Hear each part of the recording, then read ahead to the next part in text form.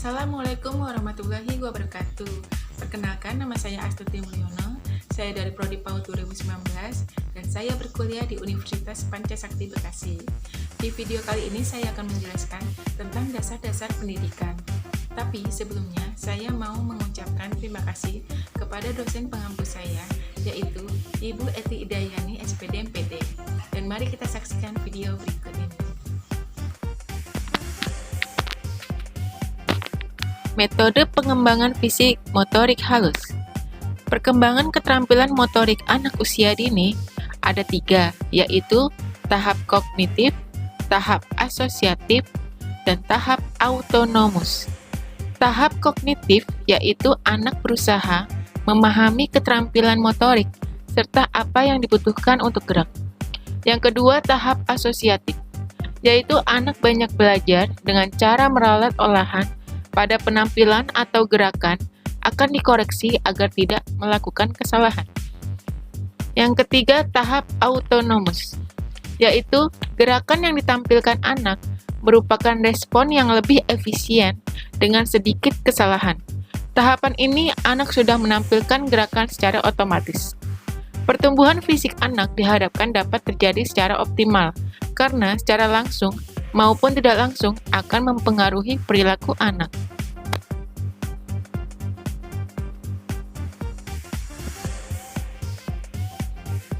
Peran kemampuan motorik. Perkembangan fisiologis. Meningkatkan kemampuan paru jantung, memacu pertumbuhan tulang, reaksi. Yang kedua, perkembangan sosial emosional anak, yaitu meningkatkan rasa percaya diri, mudah bergaul. Yang ketiga, kognitif anak, yaitu meningkatkan rasa ingin tahu yang besar, menumbuhkan kreativitas dan imajinasi, dan intelektual akan mengembangkan otak kanan dan kiri. Keterampilan motorik kasar dan halus anak usia dini. Yang pertama adalah perkembangan motorik, yaitu di mana proses seorang anak belajar untuk terampil menggerakkan anggota tubuh. Yang kedua, keterampilan lokomotorik, yaitu berjalan, berlari, meloncat, dan meluncur. Yang ketiga, keterampilan non-lokomotorik, menggerakkan bagian tubuh dengan anak diam di tempat, seperti mengangkat, mendorong, melengkung, berayun, dan menarik. Dan yang terakhir, keterampilan memproyeksi dan menerima dan menangkap benda.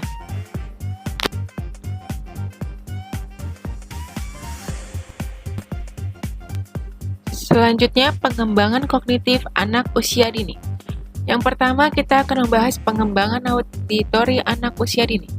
Merupakan pengembangan kemampuan anak usia dini dalam mendengar yang melalui proses menerima kumpulan bunyi benda, kosakata, atau kalimat yang memiliki makna dalam topik tertentu. Kemampuan mendengar anak usia dini memiliki beberapa tingkatan, di antaranya sebagai berikut. Mendengar bunyi-bunyi kata tanpa membekas dalam pikiran.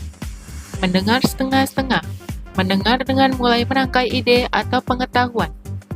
Yang kedua, pengembangan visual anak usia dini adalah kemampuan yang berhubungan dengan penglihatan, pengamatan, perhatian, tanggapan, dan persepsi anak terhadap lingkungan sekitarnya. Kemampuan yang dikembangkan antara lain mengenali benda-benda sehari-hari, membandingkan benda-benda dari yang sederhana menuju ke yang lebih kompleks, mengetahui benda dari ukuran, bentuk, atau dari warnanya. Yang ketiga, pengembangan taktil anak usia dini adalah kemampuan yang berhubungan dengan indera praba atau tekstur anak usia dini.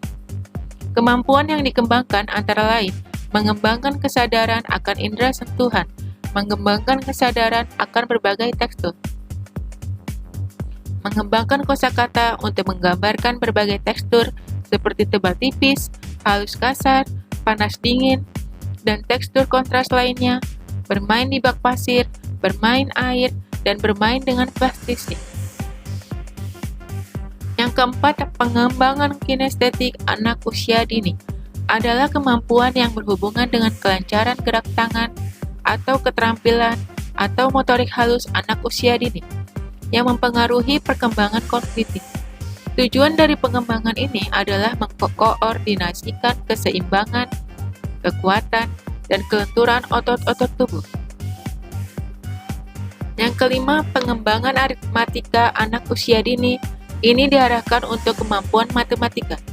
Beberapa hal yang perlu diperhatikan oleh orang tua sebelum mengajarkan matematika pada anak-anak, terutama pada anak usia dini adalah: yang pertama, matematika itu bukanlah hanya sekedar berhitung angka-angka. Yang kedua, matematika adalah bagian dari kehidupan sehari-hari dan bukanlah sesuatu yang abstrak. Yang ketiga, membuat anak usia dini cinta matematika. Orang tua tidak boleh takut pada matematika. Dan yang terakhir, belajar tidak harus dipisahkan dari bermain. Yang keenam, pengembangan geometri anak usia dini adalah kemampuan yang berhubungan dengan konsep, bentuk, dan ukuran. Adapun kegiatan yang dilakukan antara lain mengukur benda dengan sederhana, menggunakan bahasa ukuran seperti besar, kecil, panjang pendek, tinggi rendah, mencipta bentuk geometri, dan lain-lain. Memilih benda menurut warna, bentuk, dan ukurannya. Mencocokkan benda menurut warna, bentuk, dan ukurannya. Membandingkan benda menurut ukurannya, besar kecil, panjang lebar, tinggi rendah, mengukur benda secara sederhana. Mengerti dan menggunakan bahasa ukuran seperti besar kecil, tinggi rendah, panjang pendek, dan sebagainya. Menyebut benda-benda yang ada di kelas sesuai dengan bentuk geometri. Mencontoh bentuk-bentuk geometri. Menyebut, menunjukkan, dan mengelompokkan lingkaran, segitiga, dan segi empat. Menyusun menara dari 8 kubus. Mengenal ukuran panjang, berat, dan isi. Dan yang terakhir, meniru pola dengan 4 kubus. Pengembangan yang terakhir, yaitu pengembangan sains permulaan anak usia dini, adalah kemampuan yang berhubungan dengan berbagai percobaan atau demonstrasi sebagai suatu pendekatan secara saintifik atau logis. Hakikat pengembangan sains TK adalah kegiatan belajar sambil bermain yang menyenangkan dan menarik melalui pengamatan, penyelidikan, dan percobaan untuk mencari tahu atau menemukan jawaban tentang segala sesuatu yang ada di dunia sekitar.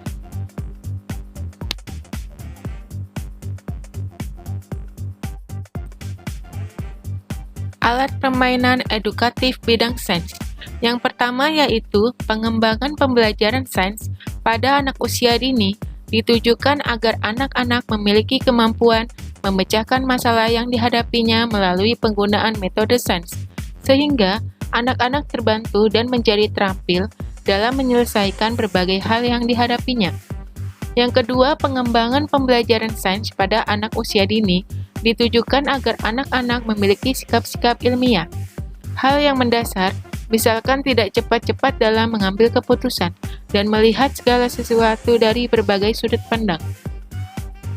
Yang ketiga, pengembangan pembelajaran sains pada anak usia dini ditujukan agar anak-anak mendapatkan pengetahuan dan informasi ilmiah yang lebih dipercaya dan baik, atau segala informasi yang diperoleh anak, berdasarkan pada standar keilmuan yang semestinya. Yang keempat, pengembangan pembelajaran sains pada anak usia dini ditujukan agar anak-anak menjadi lebih berminat dan tertarik untuk menghayati sains yang berada dan ditemukan di lingkungan dan alam sekitarnya.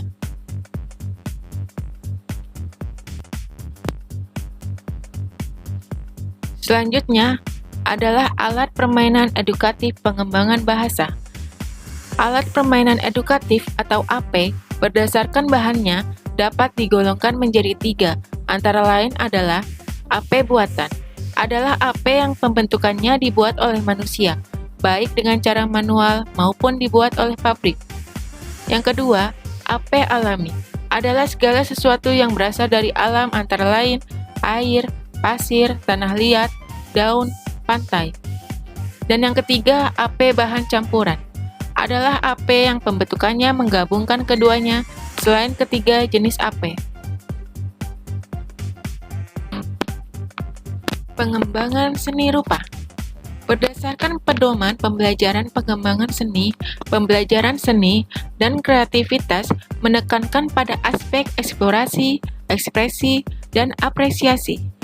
Yang pertama yang kita bahas yaitu aspek eksplorasi, yang dimana melakukan observasi dan mengeksplorasi alam semesta dan diri manusia. Mengeksplorasi elemen-elemen dari seni dan musik. Mengeksplorasi tubuh mereka apakah sanggup dalam mengerjakan sesuatu yang kreatif. Yang kedua, aspek ekspresi, yaitu mengekspresikan dan menggambarkan benda, ide, dan pengalaman menggunakan jenis media seni, instrumen musik, dan gerak. Menambah percaya diri dalam mengekspresikan kreasi mereka sendiri. Dan yang ketiga, aspek apresiasi. Apresiasi bertujuan agar anak dapat menilai dan menanggapi ragam seni dan produksi, kerajinan, serta pengalaman seni. Contoh yang dapat dilakukan anak ialah mengekspos jenis kerajinan seni dan musik dari warisan ragam budaya tertentu, menggambarkan dan menjelaskan produksi seni sendiri, menikmati drama musik atau gerakan yang mengacu pada aktivitas.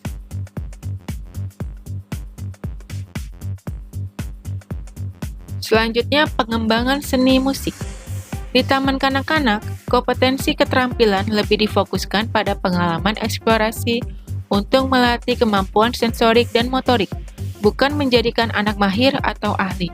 Tujuan pendidikan seni musik dan tari anak usia dini ialah melatih fisik motorik anak, melatih perkembangan kognitif afektif, melatih perkembangan sosial emosi, komunikasi, dan bahasa, melatih minat, bakat, dan kreativitas anak, menanamkan nilai-nilai pendidikan atau nilai-nilai kemanusiaan, kepekaan estetis, dan melestarikan budaya Indonesia.